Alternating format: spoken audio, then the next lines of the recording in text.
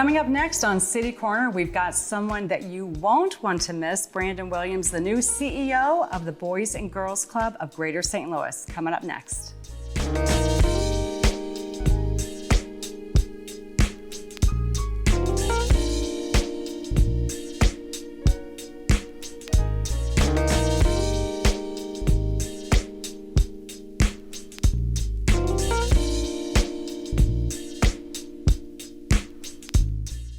Welcome to City Corner. I'm Sarah Bernard. Today we have a conversation about leadership, purpose, and what's going on in St. Louis for our youth. That's very important. And that conversation is with Brandon Williams, who is the CEO of the Boys and Girls Club of Greater St. Louis. And you are well known from your NFL days and your St. Louis Battlehawk days. You've lived it, you've led it, and now you're giving back to St. Louis. So I appreciate you having me. Thank you so much. And I look forward to our conversation about all things St. Louis and the youth and how we're impacting. So it's exciting. Yeah, and you're a St. Louisan. Yes. So born and raised. Yes. You went to the Boys and Girls Club as a youth. I did. I'm born and raised here. Went to our Matthews Dickey Club, starting off at 6 years old. Started playing football.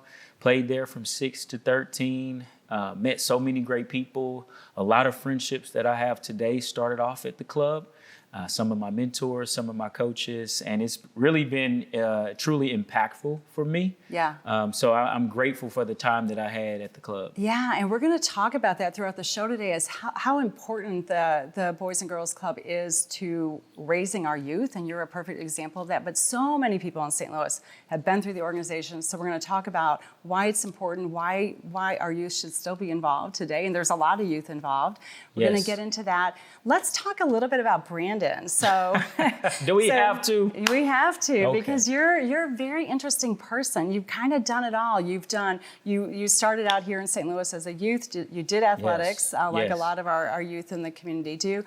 You went on to college, to professional athletes. You did the media, you did finance, you did business, you wrote a book, all of this stuff, and now you're back here really leading the way. And along the way, you worked for the St. Louis Battlehawks, doing some really great stuff there, too. I did.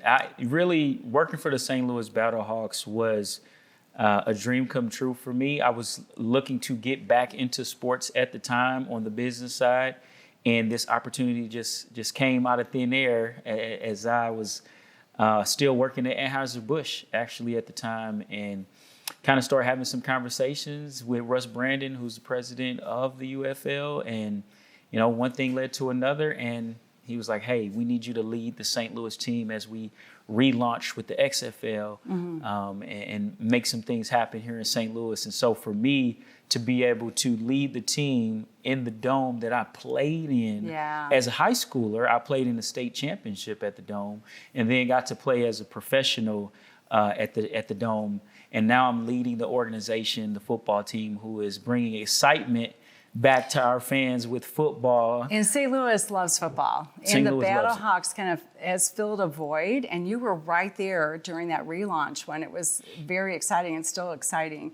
But to be a part of that, so you played professionally for how many years? For about 4 years. Okay. Yeah. And so you're on the field, and now you're working on the other side of the desk, so to speak. Yes. So how does that feel for someone who is a professional athlete, and that your days, you're very different when you're on those two very different roles? Very different. How did that feel? Did you want to go in and give them some tips on the field? So I grew up around coaches myself. So my uncles were coaches. So I've been around coaching and just seeing it from that different lens and watching the film and being able to understand whether it's offenses and defenses. So, and then Coach Beck was my teammate. So a lot of the coaches on his staff, I know them and I kind of grew up or played with them. So at times, yes, I did want to be like, look, we need to run this play and that play and da-da-da-da-da. But putting on my business hat, I understood what my mission truly was, what my goals was to make sure that the experience that the fans were having, that the experience that the youth were having at the games, and making sure that everything from an operations standpoint was running smoothly. So even though in my mind I wanted to get out there and be like, look, we need to do this, this, and this from a football standpoint, I kind of kept my mouth shut Yeah. and stood to the back because it was some exciting football that was happening. Oh, yeah, absolutely, and still is. And so it sounds like the transition for you was fairly easy, being able to go, the sport, professional sports and athletics, so you're able to understand from the business standpoint, and you had a professional career, business career. That's a great perspective, right? Because a lot of times as fans from the outside looking in, you may not realize the dynamics of the team, the coaching staff, and all of the football staff, and the difference in the business staff. There's a lot of times in professional sports, there's a clash. There's this dynamic where we don't understand you, you don't understand us. You have a marketing guy come into the locker room or a marketing girl come into the locker room and say, hey, I need you to do this, or I need you to be in the community. I need you to come sit down with Sarah and talk about what we do. And the football person's like, I just want to play football. I just want to play my sport. Yeah. But they don't understand how the two worlds actually fit together. So I was able to come in and have that perspective and lean in and sit down with players and say, hey, this is why it's important for you to lean into the marketing campaigns. This is why you should be doing some of these interviews. This is why you should be helping the social media team make posts and talk about how we're selling tickets, because if we sell more tickets, we make more money. If we make more money, we can end up paying you more money. So that dynamic was important. And your background was able to bridge that gap so they listened to you and respected where you were coming from. Absolutely. So how did your days playing professional football and even college football, we're going to talk more about youth in a minute, but how did those years contribute to the leadership skills that you gained both in business and now leading the Boys and Girls Club? Yeah, I mean, in professional sports, to make it to professional sports, you have to have a set of discipline that's unique and different from what most people are just willing to give, right? And to make it to the top levels in business, you still need to have those same types of disciplines. You need to be able to create schedules, create a regimen, create some of those, I'll call them KPIs, that you have to really track on a daily, weekly, monthly basis to know, okay, if I get to point A, this is how I get to point B. I seen Will Smith made a post, they were doing an interview not too long ago, where he said people underestimate what it takes to get from B to C. They think what you did to get from A to B is the same energy or the same effort you need to get to B to C, and oftentimes it's really not. So going from college to professional was really eye-opening for me from a sports standpoint, because the things I did in college were not going to make me successful in the NFL, because these were the best of the best. And so you translate that into business.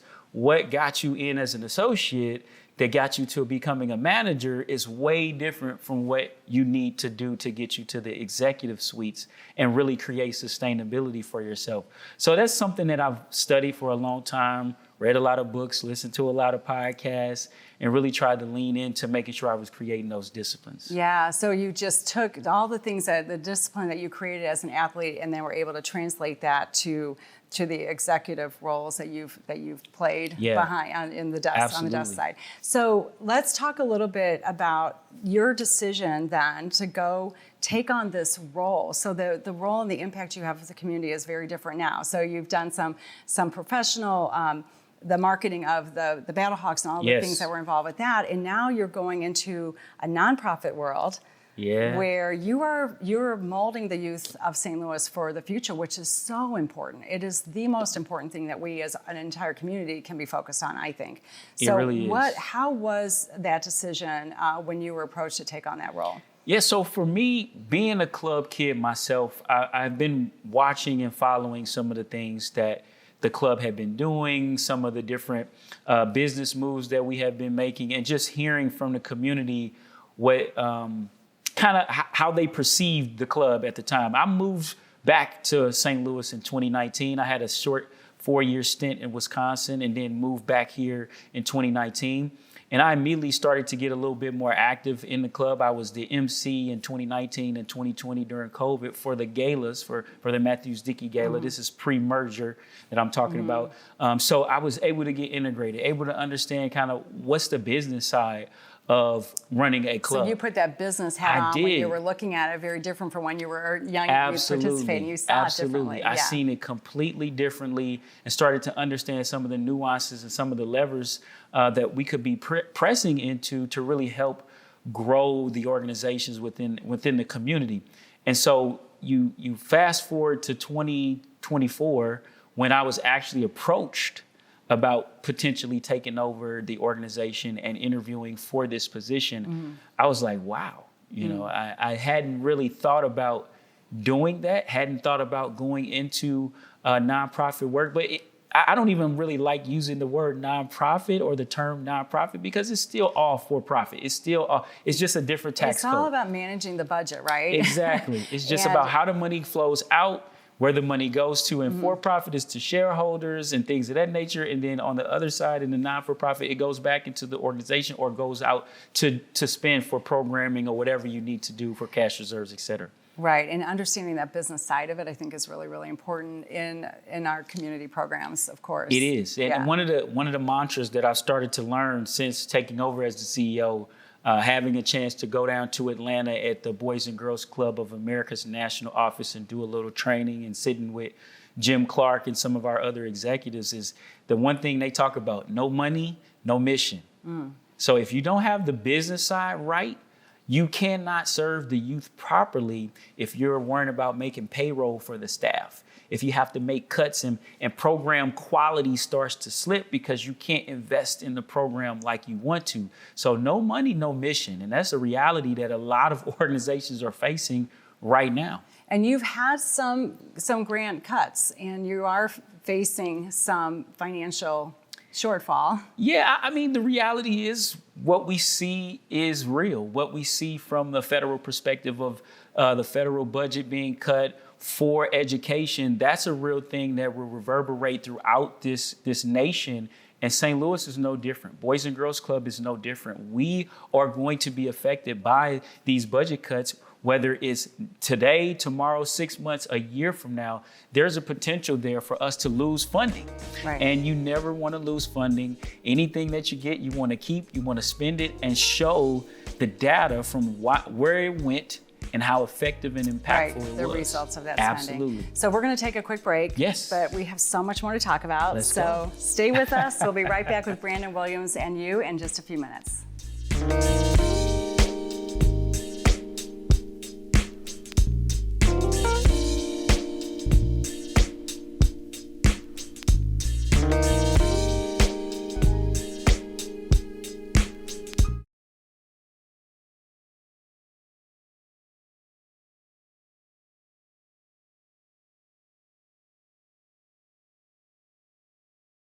I felt accomplished after I got my diploma. Made me feel that I could take on whatever challenges life throws at you. Find free adult education classes near you at finishyourdiploma.org. Did you know that you can watch STL TV on your smartphone or tablet? That's right. STL TV is available on your Android or iOS mobile devices. And that includes our live broadcast channels as well as video on demand content. It is really easy to get started. Just find the App Store on your device, then search for Cablecast. Select it and click to install. Launch the app, and if you're in the St. Louis area, STL TV should be the first channel to show up. If you're not in the area, you may have to scroll down to find it. So just click on the STL TV logo, and in just a few seconds, you're enjoying STL TV's great programming such as City Corner, Inside Sports, City Government, What's the 314, or my personal favorite, In the Kitchen.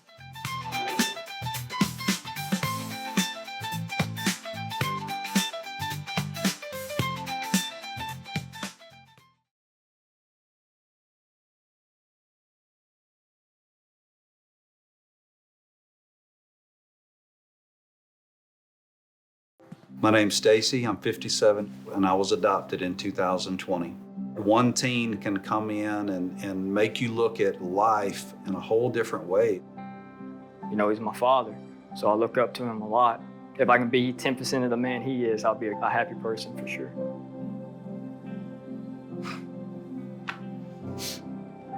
Learn about adopting a teen from foster care. You can't imagine the reward. Visit adoptuskids.org. Last week, Brandon met a girl on a dating app. One day after work, he finally found the courage to ask her out. No answer. He started to panic. Was he being too pushy? Maybe it was too... Hey, sorry I didn't respond. I was driving. I would love to go on a date. How does tonight sound? Brandon tried to play it cool, but inside he knew. A girl so smart, so responsible. She must be a keeper.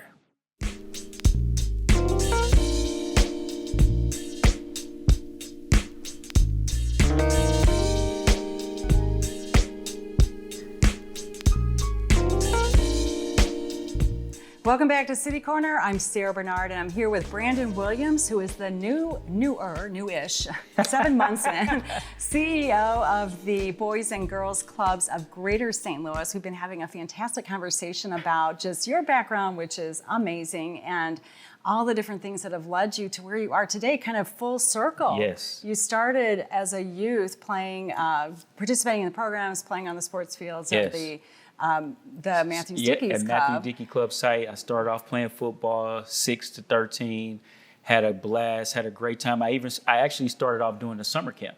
So I went to summer camp for a couple years and started playing football as well. So I was fully integrated into the club. I wish I could have been there more, but it just happened how it did. Well, and Matthews Dickey is now part of the Boys and Girls Club of Greater St. Louis. So. Yeah, and that's a great topic to talk about because we have 6 locations, right? So we have Matthews Dickey, Herbert Hoover, Teen Center of Excellence in Ferguson, Adams Park over in the Grove. We have our Bethalto, Illinois Club on the east side.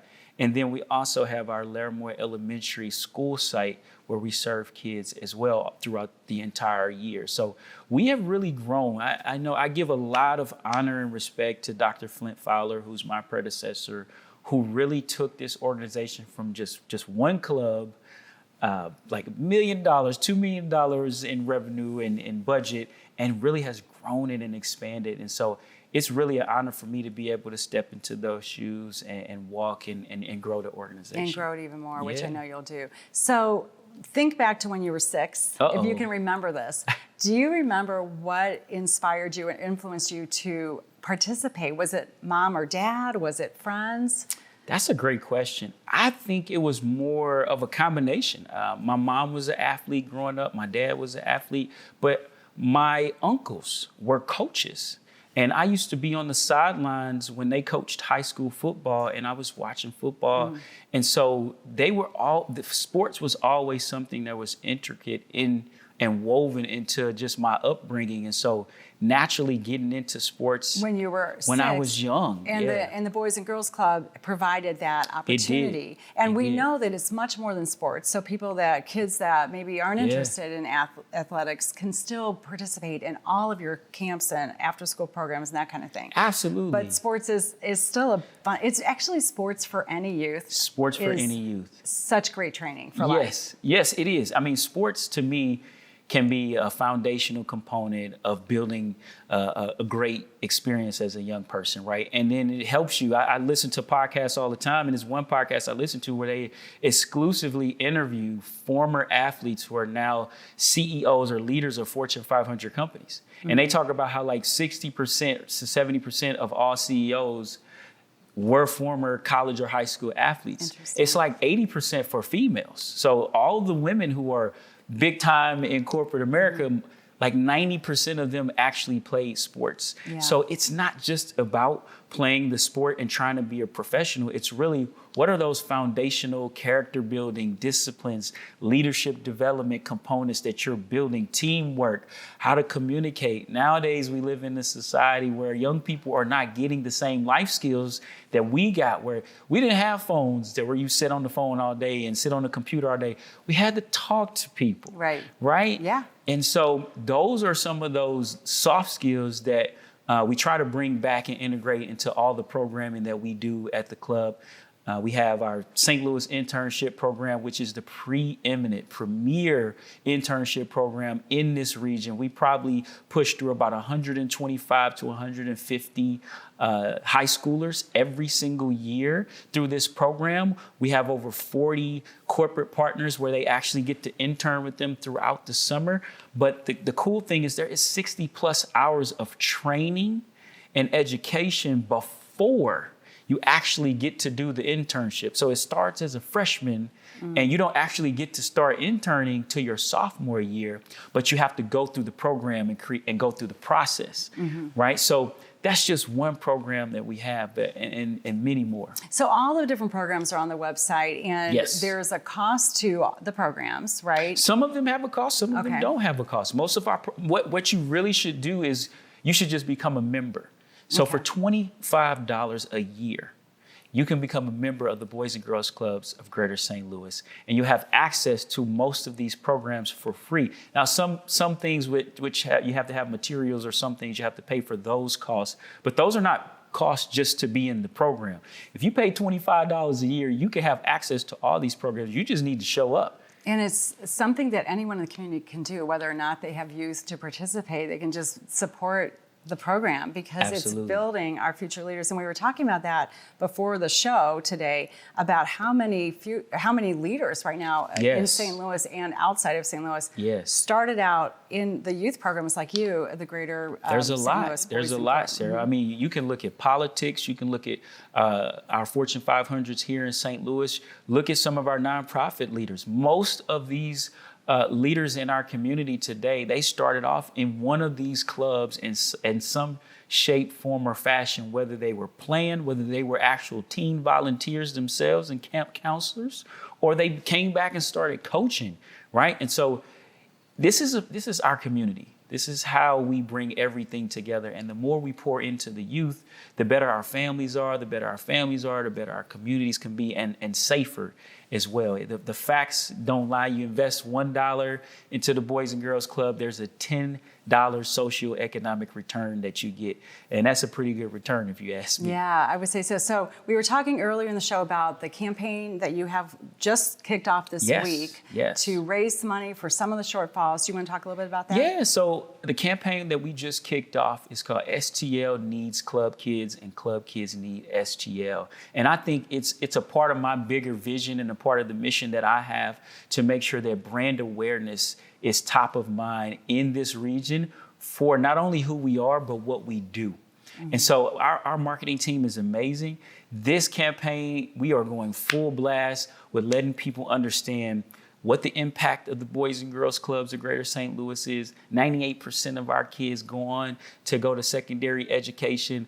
They are all 90+% are reading at their literacy rate at their grade level. The statistics don't lie about how important after school programs are, because remember, that's our foundation. Right. After school programs, that time from 3 to 7:30, when most crime happens, when most kids get into trouble, is between 3 and 7:30. And we are a solution for that challenge that's happening nationwide, especially here in St. Louis, and trying to really address those challenges. So this STL Need Club Kids, this campaign is my first major campaign that we're kicking off in the mid-year.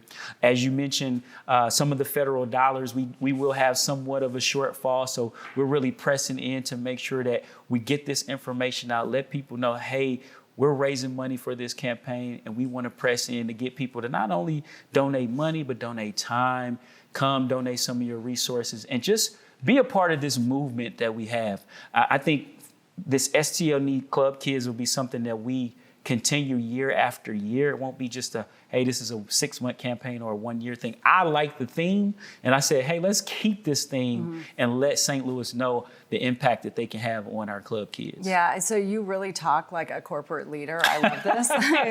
the marketing staff and everything. You guys have put a lot of thought into it. And, just listening to you and how you said at the very beginning of the show that you have friends now through your whole life that you use my that started entire life. These and now their friendships kids are in the program. Yeah.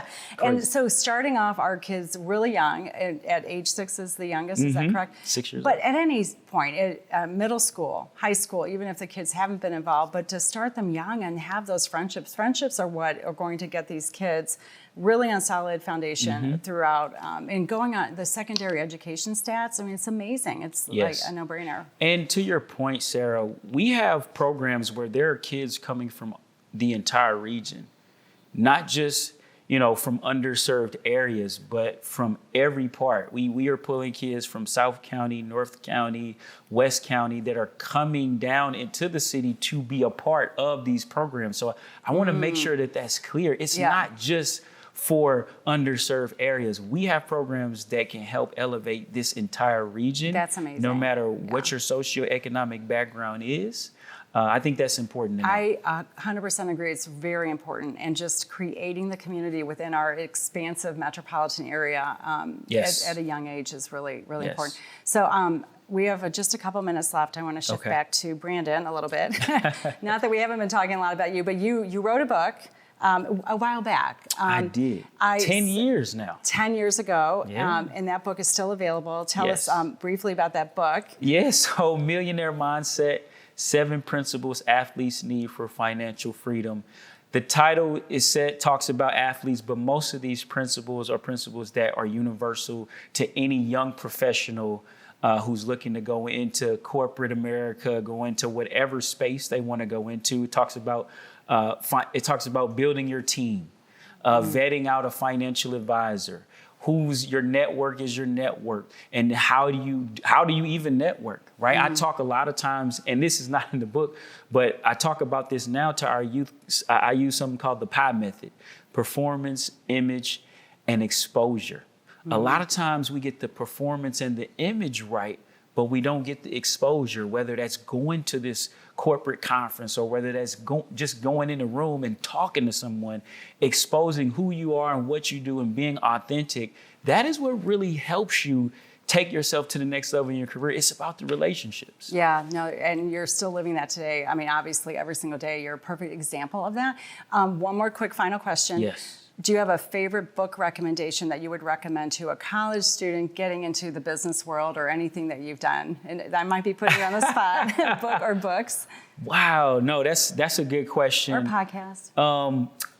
Thank you. Great segue. Podcast. My favorite podcast is called Quick Brain. KWIK Brain. Jim Quick is the actual host of this podcast.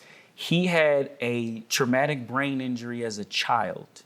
And so it forced him to learn different.